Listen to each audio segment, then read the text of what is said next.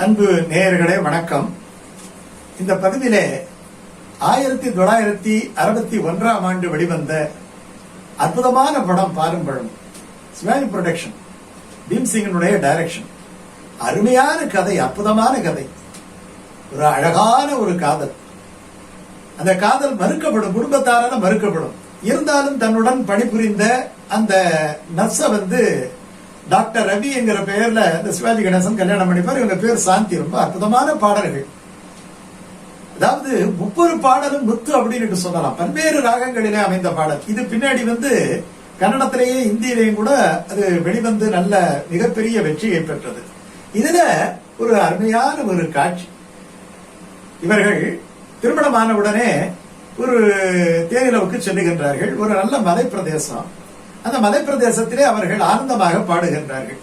அந்த பாடல் சூழ்நிலை தான் கண்ணதாசனுக்கு விவரிக்கப்படுகிறது. அதுக்கு விஸ்வநாதன் ராமூர்த்தி டியூன் போட்டுட்டார். ரொம்ப அற்புதமான ஒரு பாடலாக கண்ணதாசன் அதை எழுதி தந்து விட்டார். அந்த பாடல் பாத்தீங்கன்னா இன்னைக்கு ஒரு கணவன் மனைவி உறவு எப்படி அற்புதமாக இருக்க வேண்டும் என்பதை காட்டுகின்ற ஒரு அருமையான பதிவு. அந்த பதிவு இது எங்க இருந்து எழுதினார்? அதாவது கணவன் மனைவி மாதிரி உள்ள உறவு கண்ணதாசனுக்கு யார் அப்படி என்று சொன்னால் விஸ்வநாதன் தான். விஸ்வநாதன் மாதிரி ஒரு மிகச்சிறந்த நண்பர் கூட ஒரு காதலன் காதலி தான். அந்த அளவுக்கு விஸ்வநாதன் கண்ணதாசனை நேசித்தார். கண்ணதாசன் விஸ்வநாதனை நேசித்தார். இன்னும் சொல்ல போனா பின்னாடி இளையராஜா என்ட்ரி ஆன பிறகு விஸ்வநாதனுடைய வாய்ப்புகள் எல்லாம் குறைந்த போது விஸ்வநாதன் மிகப்பெரிய பணச்சிக்கலிலே மாட்டிக்கொண்டு புதிதாக படங்களும் இல்லாமல் தவிர்த்த பொழுது இவருடைய இந்த வாழ்க்கையை, இந்த நிதி நிலைமைக்கு இளையராஜா தான் காரணம். இளையராஜாவை கடுமையெல்லாம் சாடி கண்ணதாசன் எழுதியிருக்கிறார். அத அண்ணாதுரை கண்ணதாசனே ஒரு பதிவுல சொல்லி இருக்கிறார். அப்புறம் அவர் சமாதானப்படுத்தி இருக்கிறார் வச்சுக்கோங்க. ஆனா இளையராஜாவுக்கு தான் லாஸ்ட் பாட்டே எழுதி தந்தார் கண்ணதாசன். அவர் வெளிநாடுக்கு போறதுக்கு முன்னாடி கண்ணே கலைமானே என்கிற அற்புதமான பாட்டு நீதான் அதிர்ஷ்டசாலி என்று எழுதி கொடுத்தார். இந்த விஸ்வநாதன் ராமூர்த்தியினுடைய உறவு என்பது அத்தனை பெரிய உறவு. கணவன் மனைவிக்குள்ள உறவு மாதிரிதான்.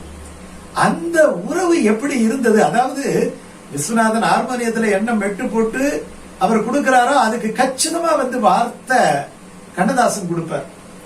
கண்ணதாசன் என்ன மனசுல நினைக்கிறாரோ அதுக்கு அருமையான டியூன் விஸ்வநாதன் ராமூர்த்தி போடுவார். இப்படி வீணையடி நீ எனக்கு அப்படின்னு பாரதி பாட்டு எழுதுனா பாருங்க. மேவும் விரல் நான் உனக்கு. அவர் ஹார்மோனியத்துல கையை வச்சிருக்கலாம். ஆனா அந்த ஹார்மோனிய கையில இருக்கிற விரல்களை எல்லாம் இயக்குபவர் கண்ணதாசன் என்கிற நினைப்பு அவருக்கு இருந்தது. தன்னுடைய பாடல்களுக்கு ஒரு மிகப்பெரிய இசை வடிவம் தந்து தன்னுடைய புகழுக்கு விஸ்வநாதன் காரணமாக இருக்கிறார் அப்படிங்கிற ஒரு எண்ணம் கண்ணதாசனுக்கு இருந்தது. இப்படி இணைப்பிரியா நண்பர்களாக இவர்கள் இருந்தனர். இத பாத்தீங்கன்னா இந்த காதல் பாட்டு தேனிலவு பாட்டுல வைக்கிறார். என்ன அழகான பாட்டு பாருங்க. நான் பேச நினைப்பதெல்லாம் நீ பேச வேண்டும், நான் பேச நினைப்பதெல்லாம் நீ பேச வேண்டும், நாளோடும் பொழுதோடும் உறவாட வேண்டும். என்ன அழகான பாட்டு தெரியுமா? இதுல ஒரு ரெக்கார்டிங் நடக்க போகுது. இதுல 2 பாட்டு இருக்கும். ஒரு பாட்டு ரொம்ப சந்தோஷமா தேனிலவுல பாடுறது. பின்னாடி இதே பாட்டை பின்னாடி ரொம்ப சோகமான ஒரு சூழ்நிலையில பாடுறது. அந்த பாட்டுல சவுந்தரராஜன் குரலே வேற மாதிரியா இருக்கும். இந்த பாட்டுல பாத்தீங்கன்னா வேற மாதிரியா இருக்கும்.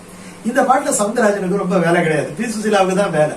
அவங்க சொல்றதெல்லாம் இவர் கேட்கணும். அதுதான் ரொம்ப அழகா சொல்லுவாங்க.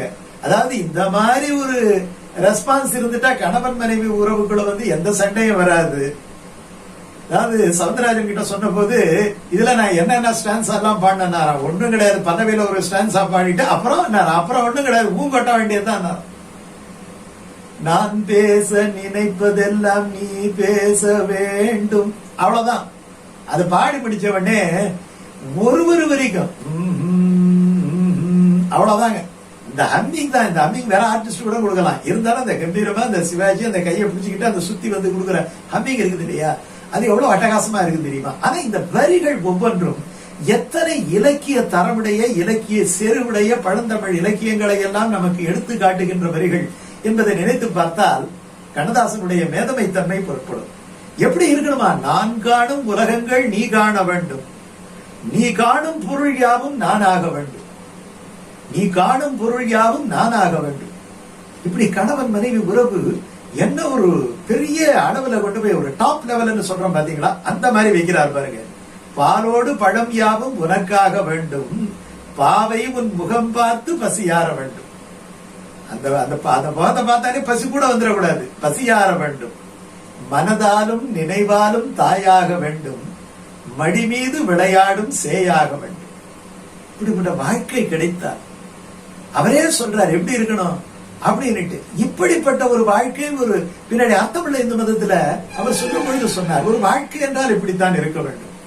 இவன் நினைப்பதை அவள் சொல்ல வேண்டும், அவள் சொல்வதை இவன் நினைக்க வேண்டும். இப்படி ஒரு வாழ்க்கை வாழ்ந்து விட்டால் பிறகு சொர்க்கலோகம் என்று ஒரு இடமே கிடையாது. இதுவே சொர்க்கம் என்பார். சொல் என்றும் மொழி என்றும் பொருள் என்றும் இல்லை. அடுத்த வரிதான். மனதிலே நினைக்க வேண்டுமே தவிர வார்த்தையை வெளியே விட்டுவிட்டால் என்ன சொன்னாள் என்பதே தெரியக்கூடாது. சொல்லாத சொல்லுக்கு விலை ஏதும் இல்லை. என்ன அழகு பாருங்க. சொல்லாத சொல்லுக்கு என்ன விலை சொல்ல முடியும்? சொல்லாத சொல்லுக்கு விலை ஏதும் இல்லை.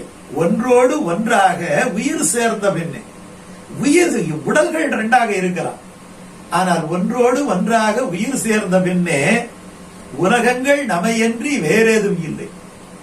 இது இந்த பாடல் பின்னாடி அர்த்தமுள்ள இந்த மதம் எழுதும் பொழுது கவிஞருக்கு அது இயல்பாக வந்ததா இல்லை அந்த சூழ்நிலைக்காக வந்ததா? இது விஸ்வநாதன் ராமமூர்த்திக்கும் இவர்களுக்கும், குறிப்பா விஸ்வநாதனுக்கும் கண்ணதாசனுக்கும் இருக்கக்கூடிய அந்த உறவு முறை, அந்த காதல், அந்த ஒருவரை ஒருவர் புரிந்து கொண்ட முறை, அதனுடைய வெளிப்பாடாக வந்ததா? இதெல்லாம் ஒரு பக்கம் இருந்தாலும் நீங்கள் இந்த வேத மந்திரத்திலேயே இருக்கு. பின்னாடி இதை எடுத்து கண்ணதாசனே எழுதுற எத்தனை அழகான மந்திரங்கள். அந்த வேத மந்திரத்துல பாத்தீங்கன்னா மாங்கல்ய தாரணம் முடிஞ்ச பிறகு சப்தபதி ஒன்னு ஆரம்பிக்கும். அந்த சப்தபதி முடிஞ்ச உடனே ஒருவருக்கு ஒருவர் சொல்வது போது புரோகிதர் தான் சொல்லுவார். ஆனா அதனுடைய அர்த்தம் பாத்தீங்கன்னா ரொம்ப அற்புதமா இருக்கும். நீ எனக்கு தோழி ஆகிவிட்டாய், நான் உனக்கு தோழன் ஆகிவிட்டேன். எப்படி இருக்கணுமா? லைஃப் பார்ட்னர், தோழன் தோழி என்கிற உறவு முறை இருக்கணுமா? கணவன் மனைவி உறவு எப்படி இருக்கணுமா? தோழன் தோழி என்கிற உறவு முறையில இருக்கணுமா? எது உன்னுடையதோ அது என்னுடையது, எது என்னுடையதோ அது உன்னுடையது. உன்னுடைய இருப்பிடம் தான் என்னுடைய இடம். நீ விதையாக இருந்தால் நான் பயிராக இருப்பேன், நீ மனமாக இருந்தால் நான் வாக்காக இருப்பேன், நீ இசையாக இருந்தால் நான் பாடலாக இருப்பேன், நீ கடவுளாக இருந்தால் நான் உன்னை வழிபடுபவனாக இருப்பேன். உன் நினைவு எதுவோ அதுவே என்னுடைய பேச்சு. நான் பேச நினைப்பதெல்லாம் நீ பேச வேண்டும். உன் நினைப்பு எதுவோ, நீ என்ன நினைக்கிறியா அதுதான் என்னுடைய பேச்சா இருக்கணும். இது சப்தபதிக்கு பிறகு திருமண மந்திரம். இப்ப அந்த மாதிரி மந்திரம் எல்லாம் யாரும் சொல்றது கிடையாது, காதலையும் போட்டுக்கிறது கிடையாதுன்னு வச்சுக்கீங்களா. ஆனா இது உண்மையிலேயே அப்படி இருக்கு. இந்த வரி பின்னாலே உணர்ந்து பார்த்து இந்த பாடலையும் அதையும் குறித்து பார்த்து கண்ணதாசன் சொல்லுகின்றார். அது மட்டும் இல்ல, கண்ணதாசனுக்கு முன்னாடி பாரதியார் இதை எழுதி இருக்கிறார். அது கண்ணமாய்ங்கிற பாடல் அவர் எழுதுறார். வீணையடி நீ எனக்கு, மேவு விரல் நான் உனக்கு, பூணும் படம் நீ எனக்கு, புது வைரம் நான் உனக்கு. அப்படி ஒண்ணு ஒண்ணா சொல்லிக்கிட்டே வர்றார். வானமழை நீ எனக்கு, வண்ணமயில் நான் உனக்கு. ஆரம்பிக்கிறது எப்படி தெரியுமா? பாயும் ஒளி நீ எனக்கு, பார்க்கும் விழி நான் உனக்கு, உன்னுடைய விழியாலே நான் பார்க்க வேண்டும். தோயும் மது நீ எனக்கு, தும்பியடி நான் உனக்கு. சுத்தி சுத்தி உனையே வரணும் என்கிறார். ஏன்னா எந்த இடத்துல மது இருக்கோ அந்த இடத்துல வண்டு தானா போயிடும் இல்லையா? அந்த மாதிரி மனைவி மதுவாக இருக்க வேண்டும், கணவன் வண்டாக இருக்க வேண்டும். அப்படிப்பட்ட ஒரு இன்டாக்டா இருக்கணும் என்கிறார். பெண்ணிலவு வெண்ணிலவு நீ எனக்கு, மேவு கடல் நான் உனக்கு, பண்ணும் சுதி நீ என. அந்த பாட்டில ஸ்ருதி இருக்குது இல்லையா, அந்த ஸ்ருதி நீ எனக்கு. பாட்டினுடைய இனிமை, ஸ்ருதி சேராட்டி போனா பாட்டு நல்லா இருக்காது. அப்போ அதுதான் பேசிக், அதுதான் ஸ்ருதி. அந்த ஸ்ருதியினுடைய இனிமைதான் நானாக இருக்க வேண்டும் என்கிறார். காதலடி நீ எனக்கு, காந்தமடி நான் உனக்கு, வேதமடி நீ எனக்கு, வித்தையடி நான் உனக்கு. இப்படி பாரதியினுடைய பாடல், இந்த திருமணத்தினுடைய மந்திரம், இந்த விஸ்வநாதன் ராமமூர்த்திக்கு இருக்கக்கூடிய அந்த விஸ்வநாதனோடு இருந்த அந்த ஒற்றுமை, ஒரு நட்பு, உயர்ந்த நட்பு. அப்படிப்பட்ட நட்பு எல்லாம் சேர்ந்து இந்த சூழ்நிலையை பார்த்தவொடனே கண்ணதாசனுக்கு வரி வரியாக தமிழை அப்படியே கொட்டி முழக்க தோன்றியது. அப்படி அற்புதமான ஒரு தமிழ் தான் இன்றைக்கு கேட்டாலும் மனதிலே இனிக்கக்கூடிய அதி அற்புதமான பாடல் இந்த பாலும் பழமும் படத்திலே வருகின்ற இந்த பாடல். நான் பேச நினைப்பதெல்லாம் நீ பேச வேண்டும். அது நட்பாக இருக்கட்டும், உறவாக இருக்கட்டும், கணவன் மனைவி உன்னதமான உறவாக இருக்கட்டும், எதுவாக இருந்தாலும் எப்படிப்பட்ட ஒரு உறவு மட்டும் ஒருவனுக்கு கிடைத்து விட்டால் சொர்க்கத்தை தேடி அவன் போக வேண்டியதில்லை. அவன் எந்த இடத்தில் இருக்கிறானோ அதுதான் அவனுக்கு சொர்க்கம். இப்படி அற்புதமான பாடலை தந்தவர் கவியரசு கண்ணதாசன். இன்னொரு பாடலிலே உங்களை சந்திக்கின்றேன். அதுவரை நன்றி, வணக்கம்.